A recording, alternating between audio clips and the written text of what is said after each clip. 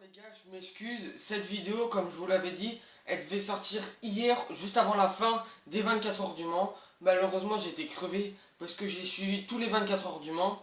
Donc là, j'ai refait un petit récapitulatif de ce que je me souvenais des 24 heures du Mans. Donc tout d'abord, après le départ, on savait que de toute façon, les Toyota partent gagnantes pour les 24 heures du Mans, car leur technologie est plus avancée comparée par exemple à la Rébellion ou aux autres concurrentes en LMP1.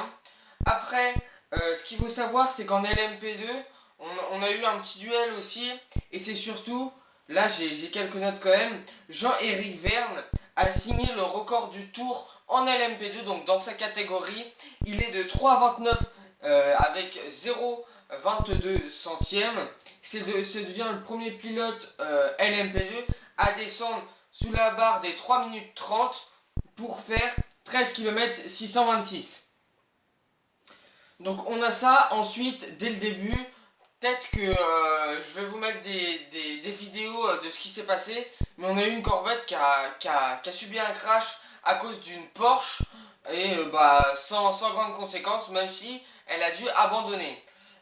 Au fur et à mesure de la course, dans la nuit, il ne s'est pas passé grand chose de mes souvenirs. Donc, ce que je peux savoir vers la fin de la course. Donc, comme on l'a dit, Jean-Éric Vergne a fait le record du tour en LMP2. Il y a eu un drapeau jaune parce que la Corvette 63 pilotée par Jean Magnussen, donc le pilote de F1 que vous connaissez bien, qui est dans l'écurie As avec Romain Grosjean, est parti en tête à queue et a heurté un mur par l'avant.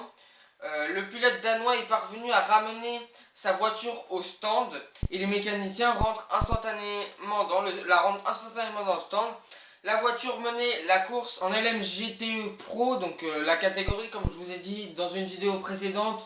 Je vais peut-être faire une affiche en haut pour que vous puissiez aller la voir. J'avais dit qu'en gros il y avait les LMP1, les LMP2, les GTE Pro et les GTE amateurs. Là, c'était la voiture qui était en tête, donc la numéro 63, qui, de mes souvenirs, l'avait listée comme les favorites de cette course. Comme quoi il y avait l'Aston Martin qui partait première, suivi de la Ford ainsi que de la Corvette, et que les 5 premières places en GTE Pro étaient des voitures différentes, des écuries différentes. Donc là du coup il fait une erreur, il part en tête à queue.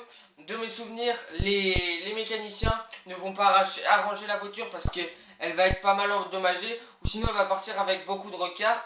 Donc c'est la Ferrari numéro 51 de l'équipe AF Corse qui hérite du commandement, donc qui va prendre la tête pendant la durée de cette course.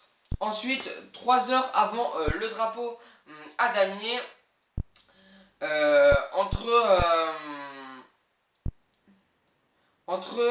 les cars n'ont pas été rabattus, donc c'est encore possibilité de terminer premier en LMP2, en GTE Pro et en GTE amateur. Même en LMP1, vous allez voir, je vais vous dire ça tout de suite, entre les Toyota, il va y avoir un petit duel. Mais en gros, les LMP1 et LMP2, c'est toujours Toyota et Alpine qui sont en tête. Mais en GTE Pro, le suspense est toujours à son comble, comme j'arrive à voir mes notes, avant la sortie de la Corvette. C'est-à-dire qu'on ne sait pas si, comme je vous l'ai dit auparavant, la Ferrari est passée devant, mais peut-être qu'elle va se faire rejoindre, parce que vous savez qu'une course d'endurance, il y a toujours des possibilités de casse, ou même d'accident mécanique, ou dû au pilote qui a fait une erreur de trajectoire, ou qui n'a pas freiné assez tôt pour pouvoir doubler une voiture. Donc peut-être que ça peut arriver, on va voir ça.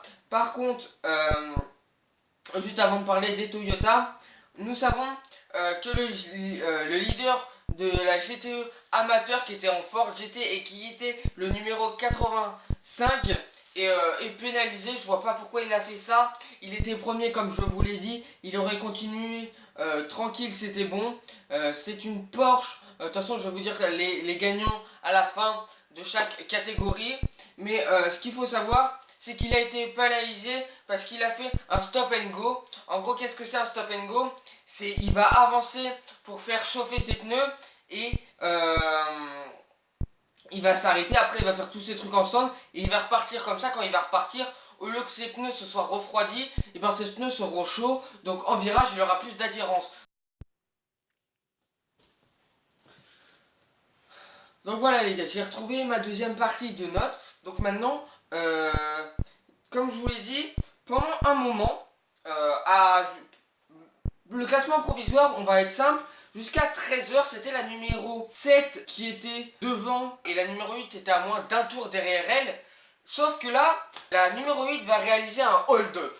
Un hold-up pas prémédité, c'est juste que la numéro 7 va subir une crevaison moins d'une heure avant l'arrivée de cette course d'endurance. Maintenant, plutôt, on va plutôt appeler ça une course de sprint. Parce que c'est plus une course de sprint maintenant. Comme maintenant, on commence à avoir des records du tour. Les gens qui font le plus de tours possible. Elle a réalisé un hold-up. C'est donc là, la Toyota, justement, du coup, numéro 8, qui termine en premier de sa collègue, la numéro 7. Après, en LMPE2, c'est l'Alpine numéro 36 qui gagne voilà, cette course. En GTE Pro, donc je vous redis pas l'ordre des performances de chaque voiture. Donc en GTO Pro, c'est la Ferrari justement du coup numéro 51. Elle est restée en tête après l'erreur commise par Jean Magnussen, le pilote de F1 dans sa Corvette.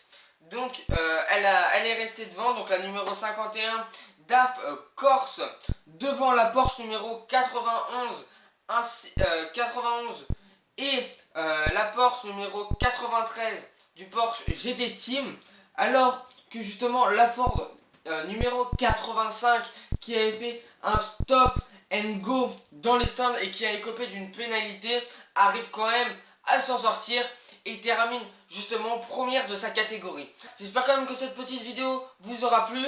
Dans 2 jours, on se retrouve pour un petit résumé du Gumball. Ensuite, il y aura d'autres vidéos qui vont arriver par la suite. Je vais essayer aussi de vous faire une intro et pas qu'on commence direct les vidéos comme ça. Parce que ça fait pas très rapidement pour de nouvelles vidéos. Peace!